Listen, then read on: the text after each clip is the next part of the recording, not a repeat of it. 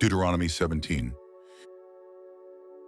You shall not sacrifice to the Lord your God an ox or a sheep with any defect or serious flaw, for that is detestable to the Lord your God. If a man or woman among you in one of the towns that the Lord your God gives you is found doing evil in the sight of the Lord your God by transgressing his covenant and going to worship other gods, bowing down to them or to the sun or moon, or any of the host of heaven, which I have forbidden, and if it is reported and you hear about it, you must investigate it thoroughly. If the report is true and such an abomination has happened in Israel, you must bring out to your gates the man or woman who has done this evil thing, and you must stone that person to death. On the testimony of 2 or 3 witnesses a man shall be put to death, but he shall not be executed on the testimony of a lone witness. The hands of the witnesses shall be the first in putting him to death, and after that, the hands of all the people.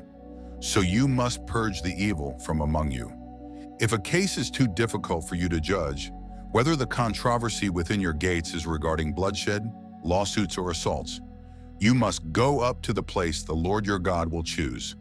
You are to go to the Levitical priests and to the judge who presides at that time. Inquire of them, and they will give you a verdict in the case. You must abide by the verdict they give you at the place the Lord will choose. Be careful to do everything they instruct you, according to the terms of law they give and the verdict they proclaim. Do not turn aside to the right or to the left from the decision they declare to you. But the man who acts presumptuously, refusing to listen either to the priest who stands there to serve the Lord your God, or to the judge, must be put to death. You must purge the evil from Israel. Then all the people will hear and be afraid, and will no longer behave arrogantly. When you enter the land that the Lord your God is giving you, and have taken possession of it and settled in it, and you say, "Let us set a king over us, like all the nations around us," you are to appoint over yourselves the king whom the Lord your God shall choose. Appoint a king from among your brothers.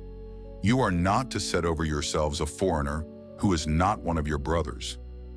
But the king must not acquire many horses for himself, or send the people back to Egypt to acquire more horses, for the Lord has said, "You are never to go back that way again." He must not take many wives for himself, lest his heart go astray. He must not accumulate for himself large amounts of silver and gold. When he is seated on his royal throne, he must write for himself a copy of this instruction on a scroll in the presence of the Levitical priests. It is to remain with him, and he is to read from it all the days of his life, so that he may learn to fear the Lord his God by carefully observing all the words of this instruction in these statutes.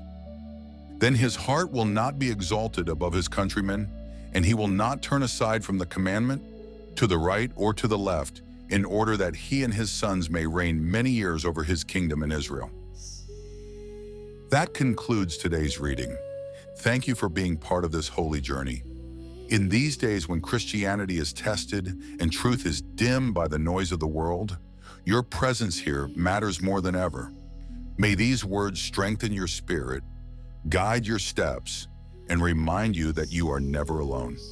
Until next time, may the Lord bless you and keep you. Go in his peace.